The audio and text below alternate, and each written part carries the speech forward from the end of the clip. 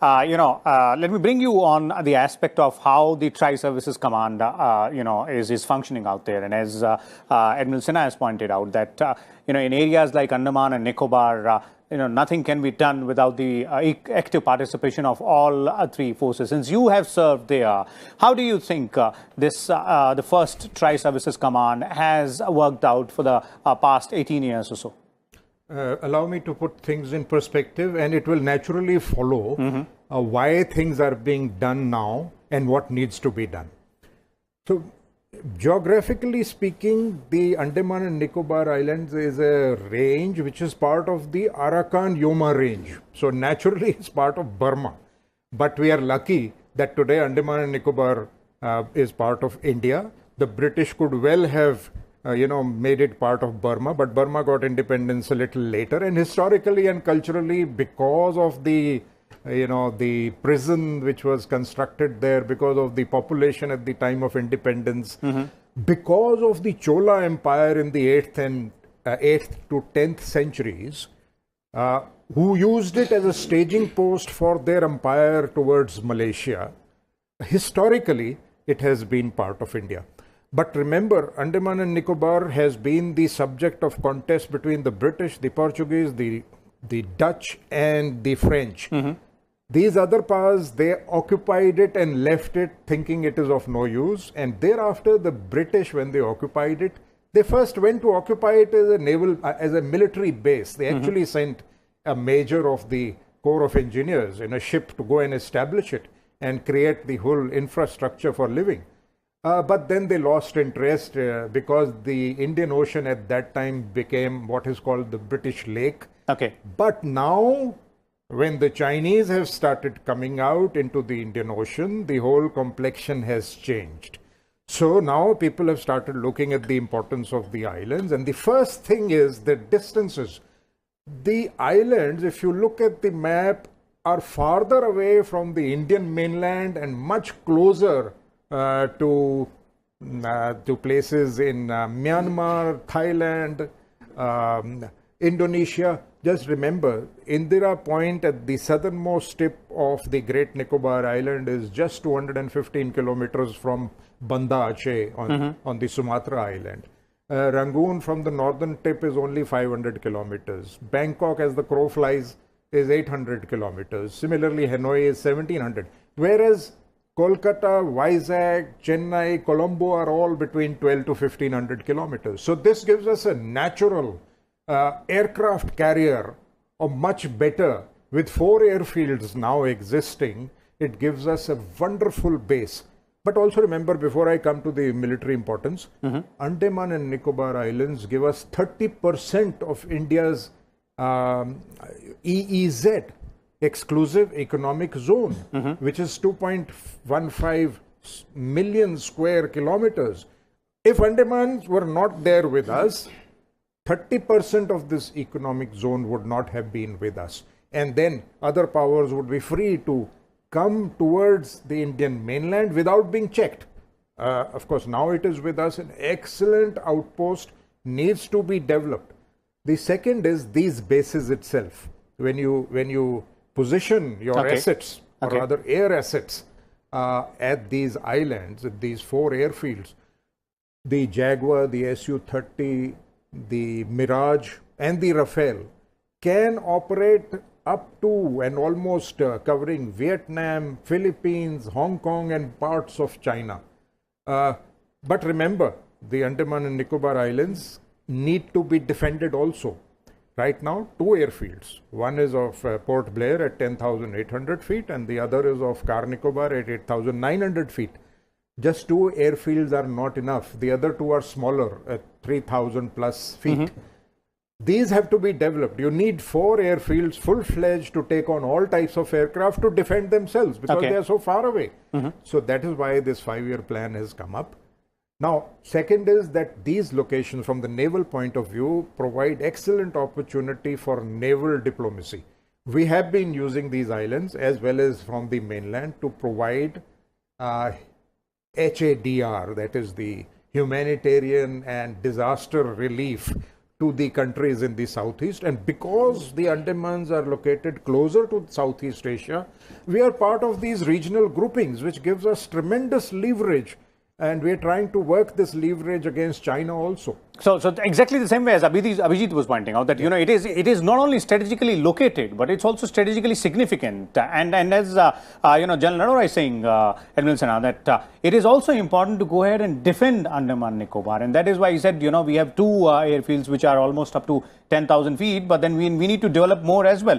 That is where this 5,000 crore plan, the roll-on plan, or another parallel plan which is being talked about. So if you look at, in terms of the future plan for ANC as well as for the entire island, grouping of around 570 odd, how do you see we moving ahead, and we should be planning ahead? Because this, as all of us are now agreeing upon, is a very, very important asset India has.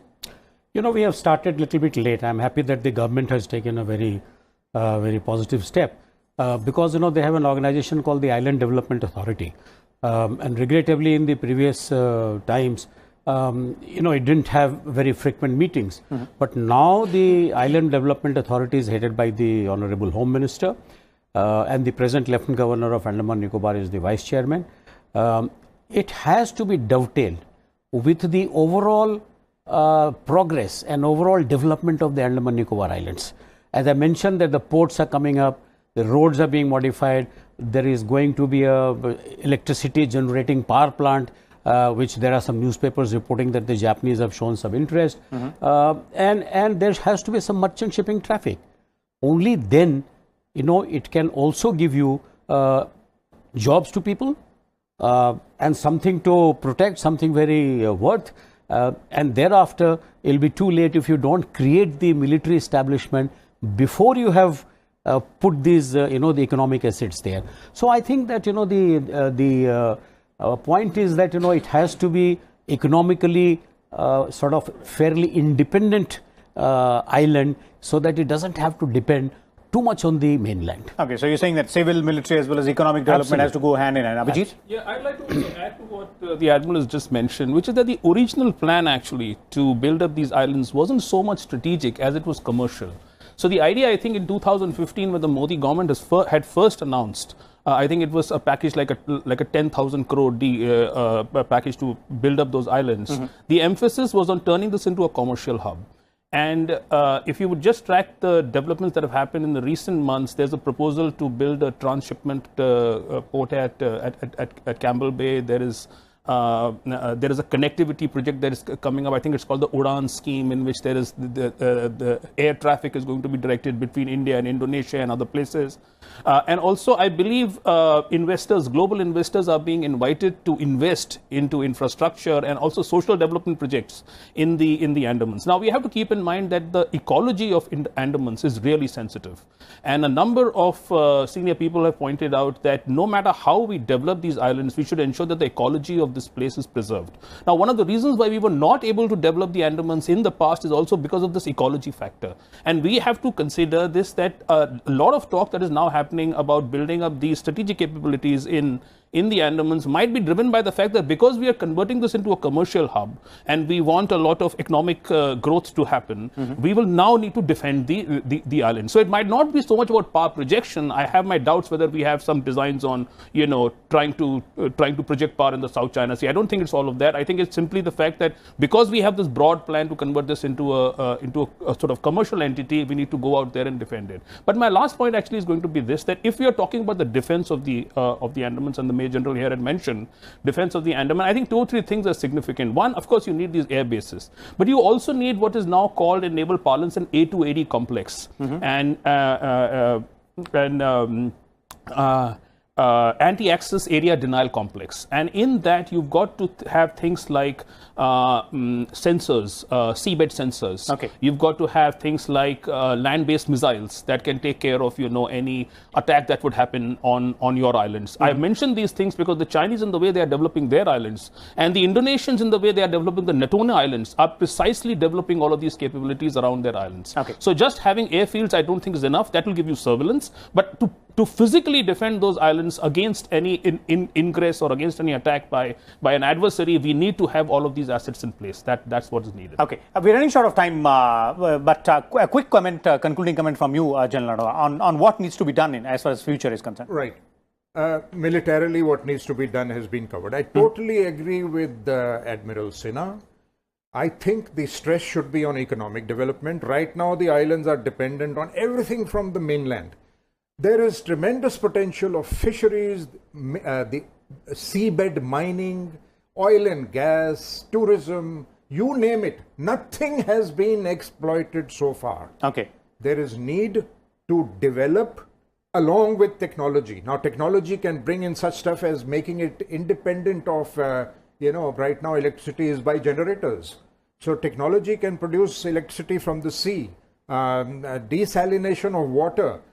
If desalination of water is done on a big scale, which is becoming much cheaper, the uninhabited islands. So basically making it independent. So I think if economic development takes place, naturally, the importance will increase, private investment will increase, tourism will increase, and it will become so much more easier to generate funds to make Andaman and Nicobar more defensible. Okay, so clearly, as our panelists have pointed out, that Andaman and Nicobar Islands are not only strategically located, but strategically significant for India, and apart from